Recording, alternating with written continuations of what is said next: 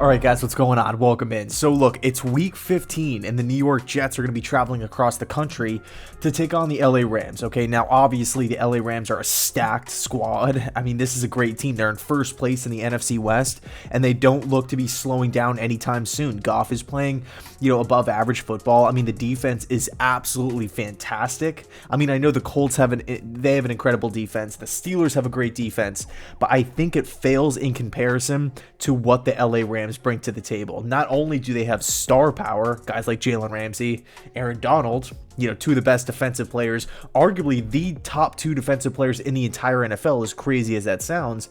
And then you have middle tier guys stepping up, Brockers, Leonard Floyd. I mean, this was once a dude, former first round pick with Chicago, didn't really work out, but he still had a really high ceiling, and now he's flourishing in LA. Okay, so I really believe Staley deserves a lot of credit for that. I know it's easy to look at the roster and say, okay, well, any defensive coordinator would have success.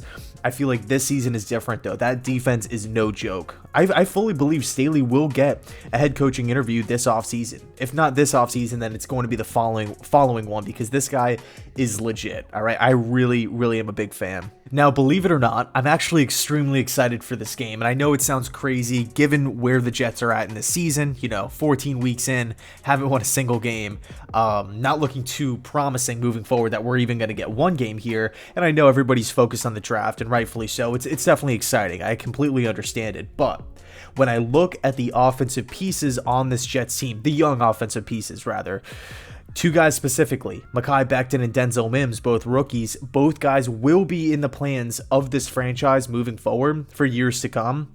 They have the biggest test of their young careers this week against the Rams. Nobody's talking about it. Everybody's saying, just get the weeks over with. But man, I'm looking at this game specifically.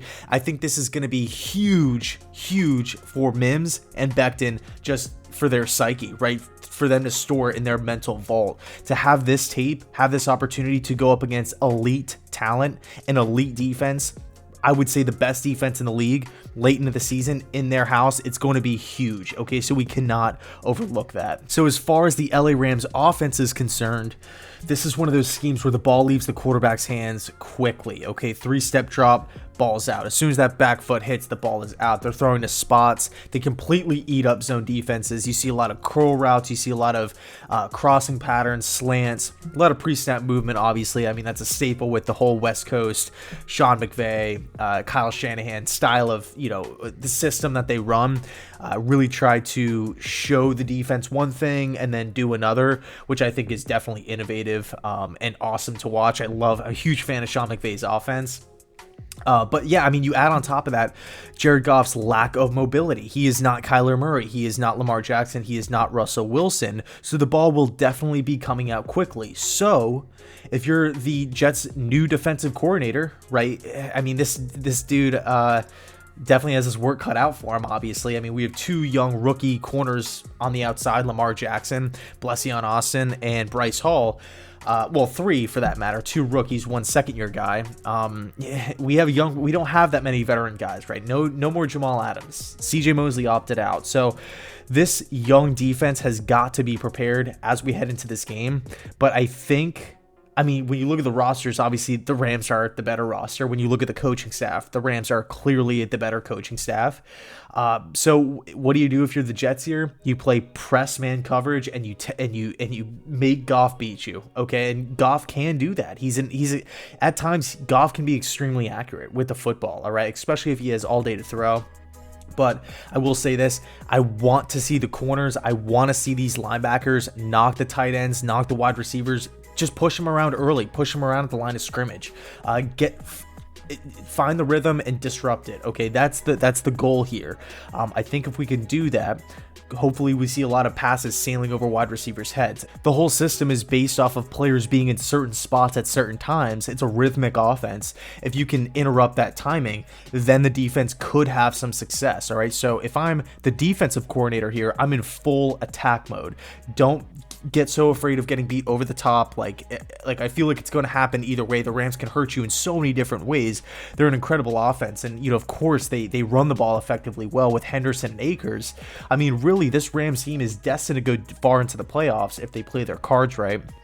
Goff doesn't make, dumb decisions, if he takes care of the football, this Rams team has the potential to go to the Super Bowl. I fully do believe that. So it'll be a huge, huge test for this young Jets squad. Again, I know we haven't won a game. I know people are focused on the draft, and I get that completely, but I'm not overlooking this game. We have to take things week by week, and this is a huge opportunity for growth, for progression, for the young guys on the roster to take this tape and store it and keep it and build off of it in the offseason for next year. So I think when you're looking at this game as a whole, I think the Jets are going to have an extremely tough time moving the ball.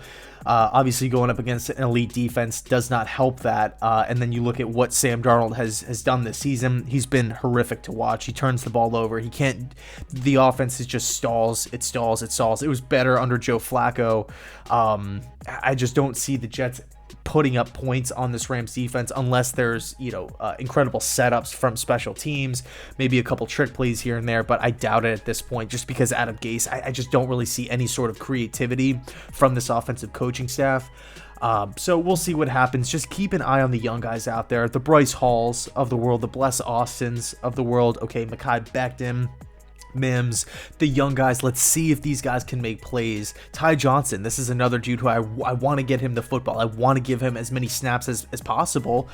Because let's be honest, Frank Gore isn't the future of this team, and I love Frank Gore, but he is not going to be the starting running back of this team for the next 6 years. It's just not realistic, okay? Just given age and father time and all that kind of stuff, clearly.